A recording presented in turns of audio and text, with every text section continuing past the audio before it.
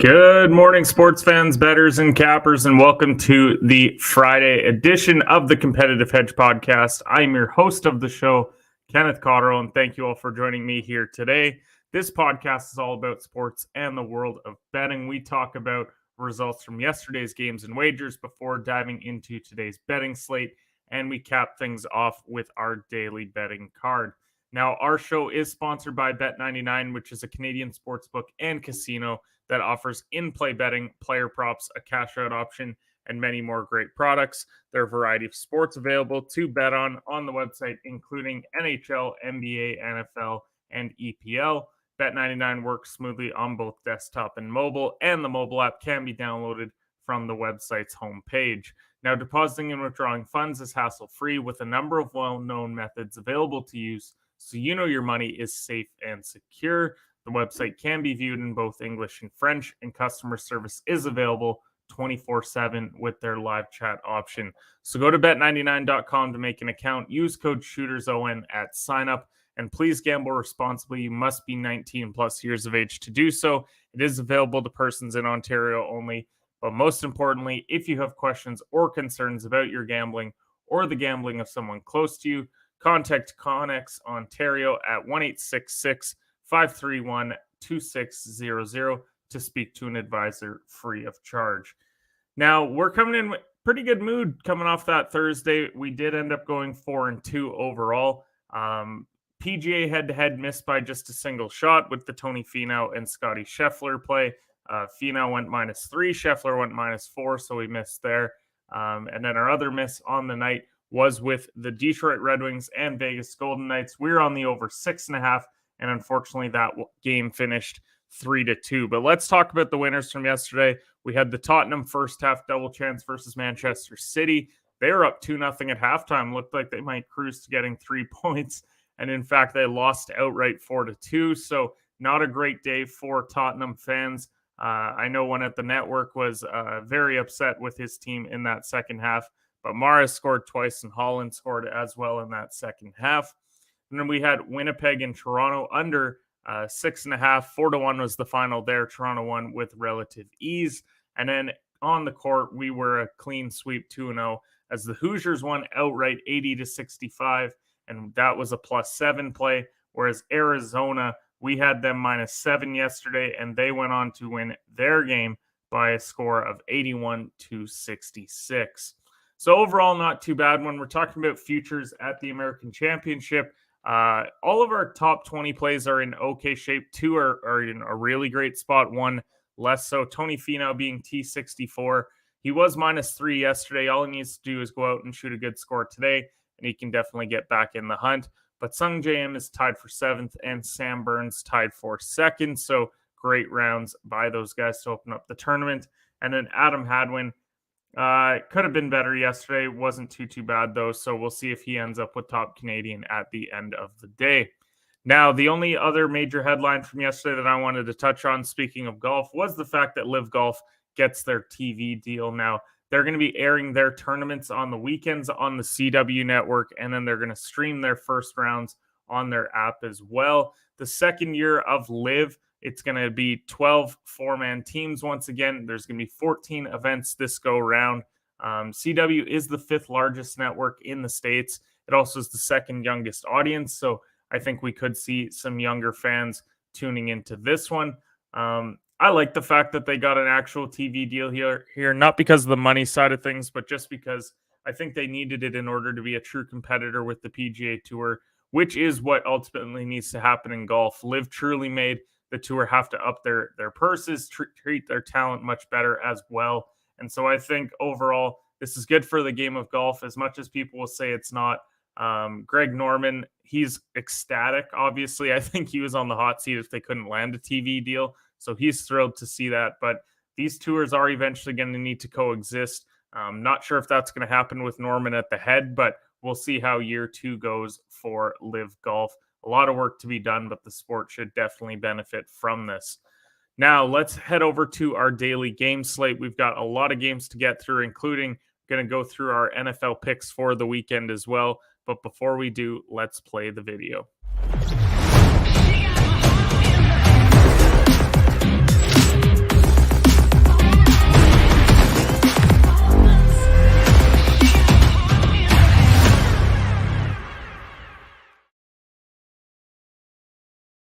Alrighty, so no EPL soccer today, but there is a couple of English Championship games going today, and we have been following it pretty rigorously throughout the season. So we're going to start with Sheffield United. They're minus 160, taking on Hull City at plus 466. Now, Sheffield are obviously heavy favorites. They sit second in the table right now. Hull City towards the bottom half of the table, but Sheffield are scoring close to 2 goals per game on the year, and then you got Hull City at over 1 per game as well. So I actually kind of like the both teams to score here today. I think it's going to hinge on whether or not Hull City can get one on the road. I think they're going to be able to do so. So at minus 112, there's some great value to be had there. The one that I love, though, is the Burnley, who are plus 112 versus West Brom, who are plus 260. I really like this one. Burnley's won 5 straight. West Brom's won 4 straight. So they're both coming in playing really well. Both teams averaging over 1.4 goals per game. And in fact, Burnley are at a full 2 goals per game. Now, minus 120, you can get the both teams to score here. Feels like it's going to be an up and down game for sure between 2 top 6 teams in the championship, all vying to get one of those 3 EPL spots for next year. So really love the both teams to score there. NBA wise, I don't think I really love NBA plays today, and it's not having to do with what could happen. I think there's just a lot of question marks and things that we're going to need to monitor. Starting with Pelicans in Orlando, there's going to be no Brandon Ingram, no Zion. Herb Jones is even a game time decision. So you're going on the road taking on a bad Orlando team. I think it's a terrible spot, and I think that's why it's a pick 'em. We got to pick them in Miami and Dallas. I think, once again, I just don't love the spot. Dallas are at home where they've been really solid, but no Christian Wood, no Maxi Kleber tonight. So it's one that I'm leaning a fade on.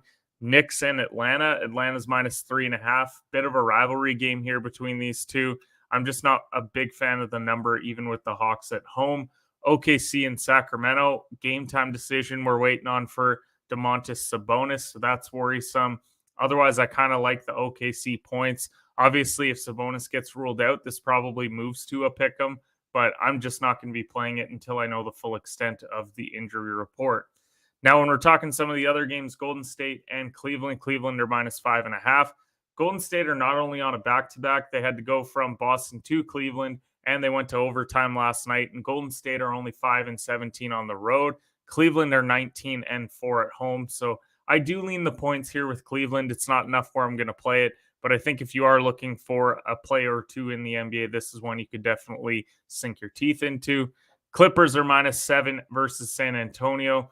Looks like they're going to have Paul George and Kawhi out there. Still no Devin Vassell for the Spurs, but the Clippers are only 10-13 on the road this year. What I do like is that the numbers here are probably skewed because a lot of load management and the Kawhi status. They've often had him ruled out. So I think they could march in and win comfortably. This is probably my favorite NBA play of the day if you're going to go anywhere, that being the Clippers minus 7. Few other games happening. Brooklyn and Utah. Utah's minus 6.5, largely due to Brooklyn being on a back-to-back. I still think that that's a lot of points for Utah, so I'm staying away. Indiana and Denver. Denver minus 11.5 at home. A ton of points once again, but no Halliburton for Indiana is huge. And Indiana, they are just 8-14 on the road this year. So the fact that the Nuggets are 21-3 at home, I don't know if I like it enough to go and bet them to win by 12 or more, but I think if you could buy it down to minus 9 and make it where it just has to be a 10-point game, I feel a little bit better about that. And you could maybe parlay it with the Memphis minus 6.5 versus the Lakers. But I would buy a couple points here as well, maybe down to minus 4.5. Now, I get it. Memphis are riding high. They've won 11 straight games. I'm a Lakers fan, probably giving them a little bit too much credit in their own building, but that is quite a few points if you have a healthy LeBron James going tonight. So I think Memphis should cover if you want to buy it down to minus 4.5, minus 3.5, parlay that with the Denver one, then I think you could have a nice 2-teamer there.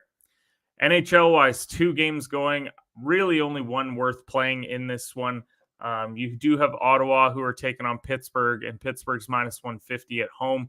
Anton Forsberg has won 3 of his last 4 starts. But he gave up 7 in his last start, so I really don't know where to go with this goaltending matchup because Casey DeSmith has also lost 6 of his last 8 matchups, and the Penguins overall have only won 3 of their last 10. So They're not playing great hockey right now. Feels like it could be an Ottawa upset spot. I don't like it enough to go and bet it. Ottawa did just beat Pittsburgh in overtime on Thursday, so we're asking them to go and now win on the road in Pittsburgh, a back-to-back against a pretty good hockey team. So I just don't love it enough to put it as part of the daily betting card. One that I do like, Colorado minus 150 on the road versus Vancouver. And Alex Grigoriev, I mean, he's put together a little 3-game winning streak with Colorado. And Spencer Martin, he's given up over 4 goals per game in his last 5 starts. We also got burned on Vancouver the other day when they took on Tampa Bay. They were down 4-0 in the first period. I think we could see something similar here today. Colorado appears to be getting healthy. They appear to be playing a lot better. As I said, 3-game win streak. If they can extend it to 4 and they can start to climb back up into the playoff picture, then I think they could be in a really good spot. And if there's one thing that I know about the Vancouver Canucks, I thought you were this worldly, sophisticated guy, but you're just a fraud. Not a big fan of Vancouver. Think that they're going to be in the lottery this year, hoping to get Connor Bedard, who I'm hopefully going to go and see play this weekend here in Regina. And then college basketball-wise, it's a light slate on this front. 0 ranked games happening. There's a few that I think you could bet on today. Don't go and try and bet the Ivy League. I've been there on a Friday where you're just looking for some college basketball, but there's 3 games that I would look at. I like the Villanova and St. John's game. St. John's minus 4 right now. This one, as far as spreads go, I don't love it, and it's mostly because Nova's only covered in 3 of the 7 road games, and St. John's is only covered in 4 of their 11 home games. So neither team likes to cover road or at home. And so if anything, I would play the over 151. These teams have gone over in the majority of their games this year, 22 out of 38 so far. I think, yes, it's a very high number, but I do think that these teams are going to get into the mid to high 70s. And so I really do like that over 151. VCU's taken on Richmond. VCU's only covered 2 of their 5 road games this year, despite their 14-5 record, and they're taking on a Richmond team who are 11-8. They did help us out the other day on the betting front. Now, VCU, they are slight road favorites here. If I do like anything the most, I love this over 132. Feels like it's going to be a low 70s finish for both teams. It should be a tight game as well. Great conference matchup. So I really like the over 132. And then Boise State taking on New Mexico. A couple weeks ago, New Mexico was a ranked team, and they love to cover at home. They've covered or pushed in 9 of their 12 home games. This is largely due to the fact that they love to go over at home as well. 8 of their 12 games at home have gone over. So probably can't play the money line. It's a little bit too juiced right now on that front, but I do think that you could definitely go and play this spread, and you could feel pretty comfortably doing so, honestly. I think it is a good spot, though. If you want to go and bet New Mexico minus 2.5, you can get money line, I guess, at minus 150 if you want to go that route, but depending on your book. But I think New Mexico takes care of business today. I do think that Boise State, the fact that they're the top team in the Mountain West, I still think that New Mexico is, just as far as the standings go. It says Boise is. So that's where I like to go with that one tonight. As I said, no ranked games. So if you're looking for some games tonight, don't go and bet like a St. Peter's and Marist game. There are some better ones out there, like the 3 that I mentioned. So with that, let's go over to our last call pick segment. This is where we're going to give you our daily betting card. We got 5 plays for you here today. And before we get into those, let's play the video.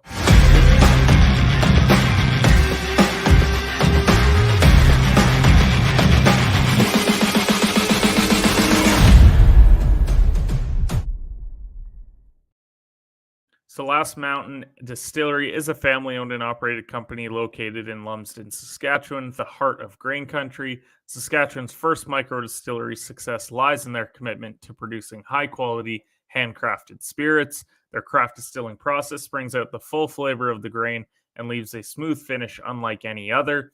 Their holiday seasonal releases are out now. Their famous cherry whiskey, chocolate hazelnut truffle liquor, and new local candy cane vodka.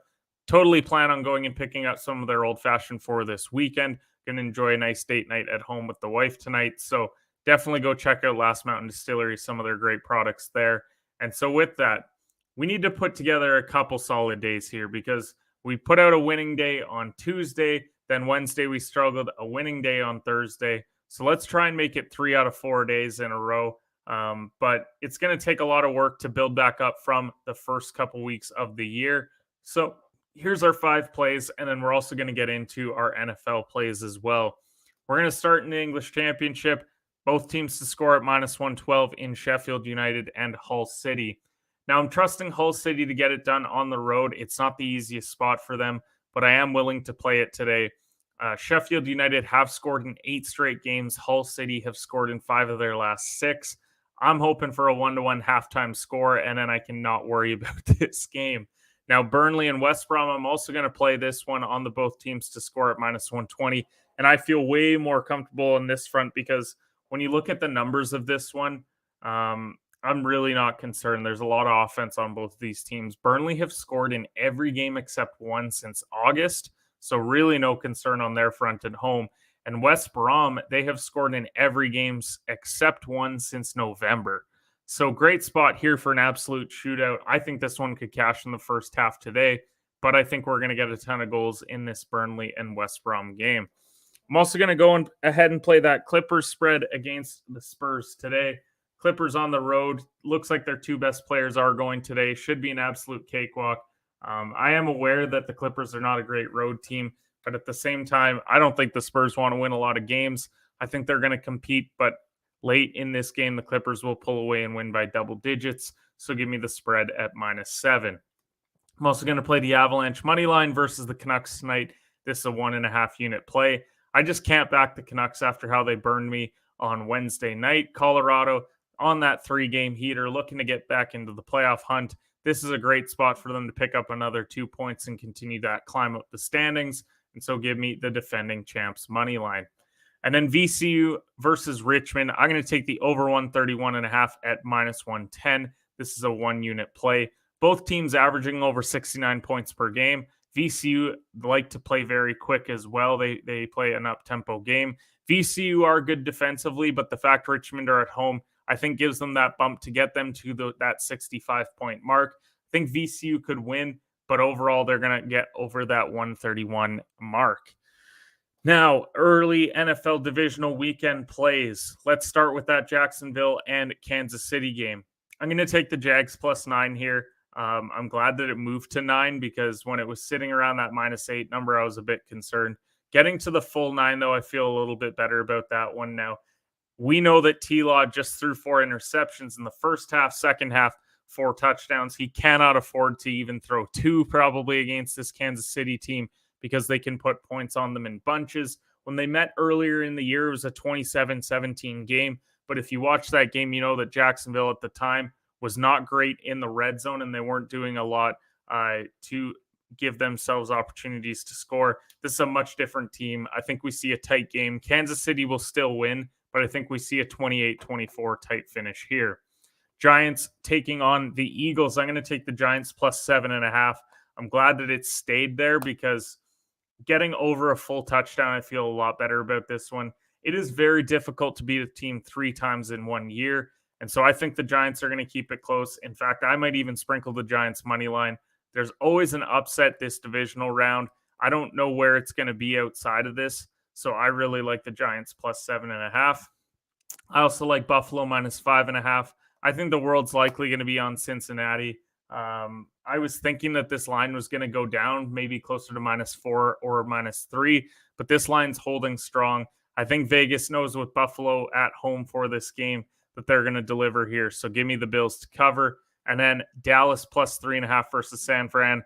Definitely my homer pick of the year. But the world's going to be on San Francisco. I'm going to play Dallas money line as well at +170. I'm a Cowboys fan. Would love to see them go in. If Micah Parsons can get to Brock Purdy early, finally shake this guy a little bit because he has not played great opponents over the last little while, then I think this could be a spot where Dallas potentially wins and finally gets back to an NFC championship.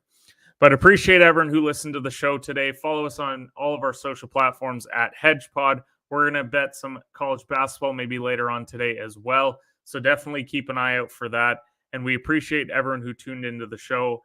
Reminder as well, we do have our hoop stream tomorrow morning at 11 Eastern time. And then our hockey stream as well at 3 p.m. Eastern time with Spit and Picklets there as well. Bringing on some of the best sports bettors in the space for them to give you your plays. So if you're looking for some early college basketball plays, there's also every NHL team playing tomorrow. If you want some hockey plays as well, definitely tune into that. And then you don't have to just listen to my voice, but a bunch of others as well. So appreciate you all. We'll see you tomorrow.